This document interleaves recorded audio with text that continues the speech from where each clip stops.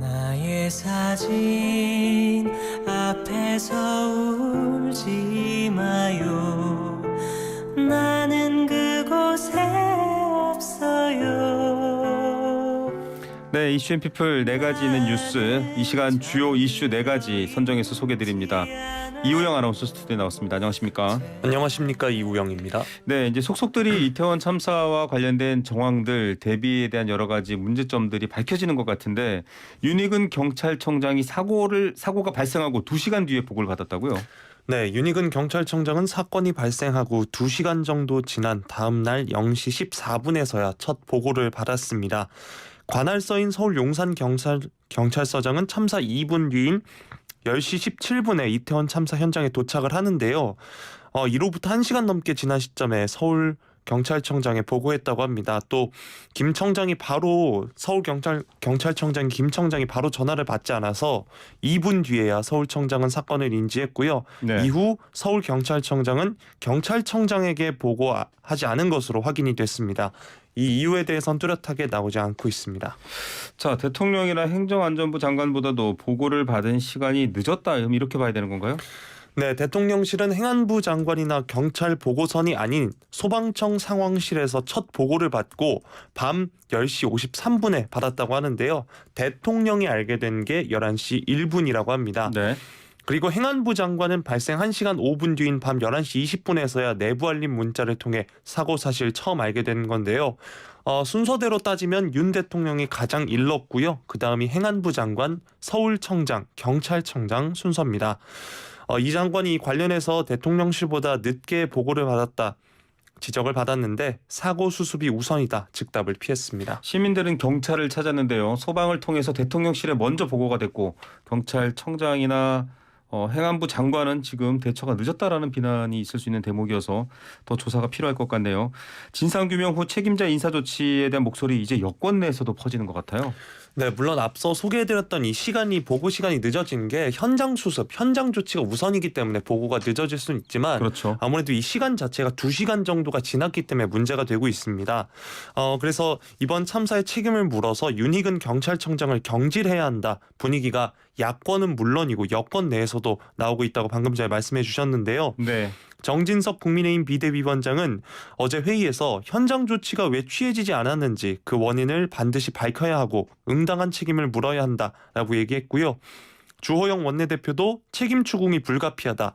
안철수 의원은 구체적으로 윤익은 경찰청장을 즉시 경질해야 한다. 또 사고 수습 후에 이상민 행정안전부 장관은 자진 사퇴해야 한다 촉구했습니다. 네, 안철수 의원의 발언이었고요.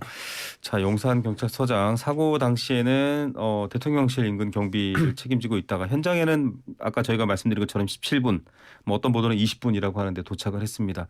이런 대처들에 대해서 지금 경찰청 특별수사본부가 서울경찰청, 용산경찰청, 용산구청, 이태원역 등 8곳 압수수색 마치고 분석 들어갔네요. 네, 맞습니다. 총 8곳을 압수수색을 했는데요. 말씀해 주셨던 곳 외에도 용산서방서, 서울교통공사 등이 포함이 되어 있습니다. 경찰은 이번 참사와 관련해서 강제 수사에 나선 것이 이번이 처음인데 업무상 과실치사 혐의로 전날 압수수색 영장을 발부받았다고 합니다. 네. 특수본은 특히 서울경찰청 112 치안종합상황실, 용산경찰서 112 치안상황실, 용산경찰서 정보과 등을 중점 수사 대상으로 보고 조사를 진행하고 있습니다. 예. 자, 두 번째 소식입니다. 어제 북한의 미사일 도발 소식 전해드렸는데 오후에도 포격 도발을 이어서 도발이 계속 이어졌고 오늘 아침에는 탄도미사일 도발이 있었습니다. 이건 굉장히 좀 심각한 문제죠. 네, 어제 북한이 분단 이후 처음으로 NLL을 넘긴 미사일을 포함해서 하루에 20발이 넘는 미사일을 쏘아 올리면서 대대적인 도발에 나섰죠.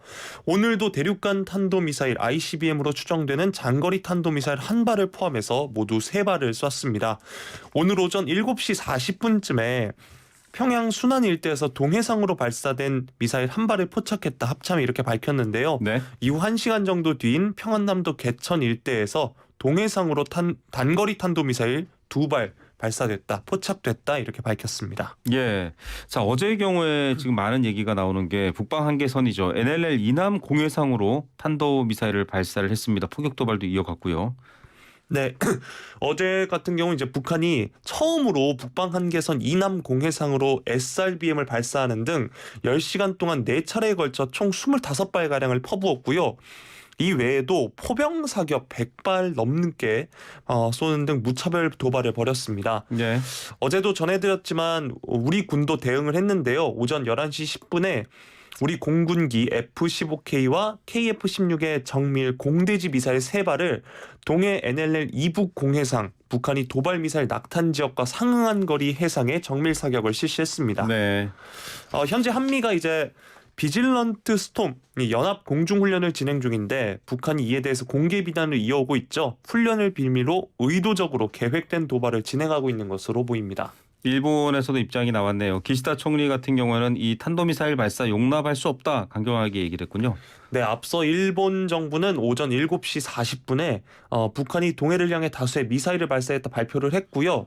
이를 폭거로 규정하면서 결코 용납할 수 없다라고 했습니다. 처음엔 일본 상공을 통과한 것으로 판단을 했는데 네. 그래서 일본 세계 지역에 대피 경보가 발령되기도 했습니다. 그런데 조금 전에 하마다 일본 방위성 장관이 이를 정정하면서 일본 상공을 통과하지 않았다 바로 잡았습니다. 네, 단 분리는 이루어졌는데 그 이후에 비행은 정상적이지 않았다. 실패했을 것으로 보인다. 이런 분석들이 나오고 있습니다. 자, 비질런트 스톰 훈련에 대응한다라고 하지만은 굉장히 좀 과격한 도발이고 물량도 굉장히 많은 상황입니다. 북한이 또다시 탄도미사일을 발사하면 이제는 미국 측의 반응과 대응이 나와야 될 것 같다라는 생각도 있어요. 네, 미국 정부가 이제 어제 그 도발에 대해서 핵실험을 포함해서 추가 도발 가능성을 우려하는 입장을 또 밝혔는데요. 네. 만약 또다시 도발할 경우에는 추가적인 대가, 후과가 있을 것이다. 세계적인 규탄을 받게 될 것이다. 경고를 했습니다. 네. 아직까지 미 국무부에 오늘 도발에 대한 공식 반응을 내놓지 않고 있는데요. 대륙간 탄도미사일 발사 가능성도 제기되고 있는 만큼 만약 이게 사실로 밝혀지면 미국의 강력한 규탄 대응 입장이 나올 것으로 관측됩니다. 이미 제재를 할 만큼 또 하고 있어서 이 다음이라면은 제한적인 군사 행동일까요? 굉장히 걱정되는데 저희가 잠시 후에 김영현 동국대 북한학과 교수와 함께 관련 내용들 분석해 드릴 테니까요. 계속 YTN 라디오 함께 해주시기 바랍니다. 세 번째 소식입니다. 이 경제 금리 소식도 이호영 아나운서가 계속 전해주고 있는데 또다시 미 연방준비제도 기준금리를 0.75 올렸습니다. 네, 미국 중앙은행 연방준비제도가 오늘 우리 시각으로 오늘 새벽 0.75%포인트 금리를 인상한다 밝혔습니다. 사실 이 4차례 연속 자이언트 스텝이라는 초유의 조처인데요. 네. 이에 따라 현재 3에서 3.25%인 미국 기준금리가 3.75에서 4%로 상승을 했는데 최근 15년간 최고 수준이라고 합니다. 기준금리가 4%대로 미국이 올랐었습니다. 자, 3월에 시작돼서 제로금리 시대를 마감하고 또 기준금리를 올리면서 물가 상승과 여러 가지 불안정한 화폐 불안정을 잡기 위한 인플레이션을 잡기 위한 조치였는데 0.75 이번에도 사실은 예견이 좀 됐죠. 네, 맞습니다. 지난달 발표된 9월 소비자 물가 지수가 전년 동월 대비 8.2%, 전월보단 0.4% 각각 올라서 물가 안정이 여전히 시급하다 공감대가 강했기 때문인데요. 네. 여기에 연준이 가장 정확한 물가 지표로 여기는 근원 개인 소비 지출 가격 지수도 5.1% 오르고 노동시장도 강세를 지속하면서 긴축 필요성을 더한 겁니다. 네. 연준은 성명에서 인플레이션은 대유행, 더 높은 식품, 에너지 가격, 광범위한 가격 압박과 관련한 수급 불균형을 반영해서 여전히 높은 수준을 유지하고 있다면서 금리 인상 배경을 설명했습니다. 네, 끌어오르고 있는 이 돈의 흐름, 돈이 퍼져나가는 것들을 좀 옥죄어서 돈을 좀 다시 들어오게 만들어야겠다. 그래서 좀 시키겠다 이런 얘기 있지만 다른 여파도 많은 것 같고 상황이 과거 전통적인 경제에서 보는 것과는 좀 다른 것 같은데 이 정도면 좀 금리 인상 속도 조절해라 이런 말들 나오는 거 아닌가요? 네, 속도 조절 가능성도 시사를 했습니다. 그간 이제 통화 정책의 누적된 효과와 통화 정책이 경제와 물가 등에 미치는 시간적 격차 그리고 경제나 금융 상황 진전을 고려할 것이라면서 이제 속도 조절 가능성을 시사는 했는데요. 다만 금리 인상 중단 가능성에 대해선 시기상조라고 선을 그었습니다. 네, 자 이렇게 되면 우리나라의 금리 대응이 더 걱정입니다. 기준금리 격차 더 벌어졌죠. 맞습니다. 우리나라의 기준금리가 3%이기 때문에 이번 조치로 0.75에서 1%로 벌어졌습니다. 사실 우리 한은이 빅스텝을 하면서 0.25%포인트까지 좁혀놨었는데 네. 이번 조치로 다시 1%포인트까지 확대가 됐습니다. 네.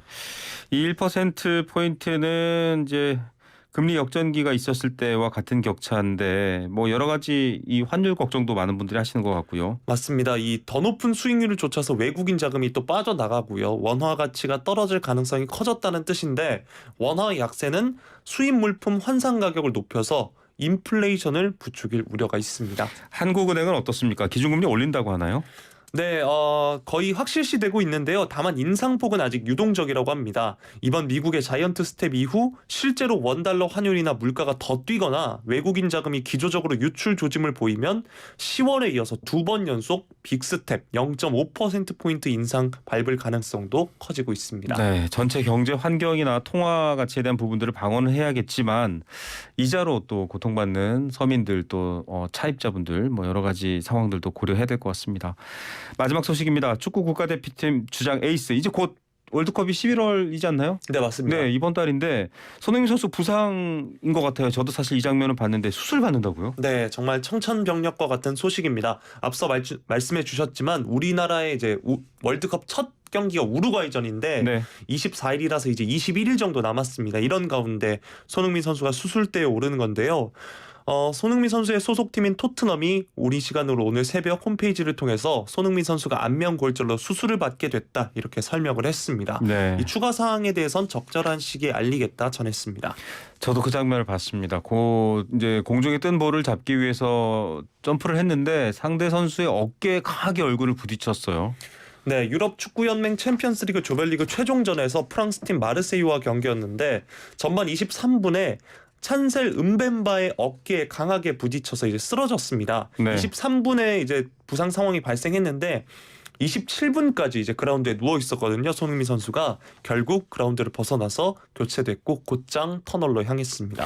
사실 어제 그 승리 직후에 라커룸에서 사진을 같이 찍었기 때문에 많이 안 다쳤나 보다 이런 생각을 하신 분들이 많았는데요. 맞습니다. 그 토트넘이 경기를 결국에 승리를 했고요. 승리한 팀원들과 함께 사진 찍는 모습이 공개가 되면서 다행이다. 왜냐면 심한 부상이면 사실 현지에서 바로 병원을 이송되죠. 네, 바로 갈 텐데 그러지 않을까 했고 또 경기 후 감독 인터뷰에서도 손흥민이 라커룸에서 괜찮았다라고 했습니다. 그런데 런던으로 돌아와서 정밀 검진을 해본 결과 수술을 하게 됐습니다. 예, 굉장히 얼굴이 사실 좀 특이하게 부어 있었기 때문에 많은 분들이 이 경기 보신 분들도 걱정하셨을 것 같아요. 2002년 월드컵 때는 김태형 선수가 그 독특한 마스크를 쓰고 경기를 하기도 했습니다만 경기 특히 월드컵 나설 수 있을까요? 자, 앞서 말씀드렸다시피 이제 3주 정도 남았는데 회복 속도가 아무리 빨라도 이런 마스크는 착용해야 합니다. 네. 그리고 또 제가 최근 사례를 찾아봤는데요. 네. 지난해 이제 벨기에 대표팀의 더브라이너라는 선수는 네. 비슷한 부상을 당했는데 가벼운 수술을 받고 보름 만에 돌아온 바가 있는데 좀 네. 경기력이 아쉬웠다 이런 평가도 받았고요. 네. 현재 김민재 선수 동료인 나폴리의 오시멘 선수는 지난해 11월에 당한 안면골절로 3개월을 쉬었고 지금까지 마스크를 쓰고 뛰고 있습니다. 이번 월드컵에 대한 많은 국민들의 또 위로, 기대, 응원이 있고요. 또 손흥민 선수에게도 어떻게 보면 기회가 많지 않은데 네. 별일 없이 수술이 잘 돼서 빠른 속도로 회복되길 바라봅니다. 그리고 무엇보다 그 은벤바 선수의 SNS에 찾아가서 네. 인종차별 댓글을 남기시는 분들이 많다고 합니다. 절대 그러면 안 됩니다. 네, 절대 그러시면 안 된다는 점 경기를 열심히 하다 말씀드리겠습니다. 벌어진 우발적인 사고입니다. 네, 오늘 뉴스 감사드립니다. 고맙습니다. 이호영 아나운서와 함께했습니다. 사진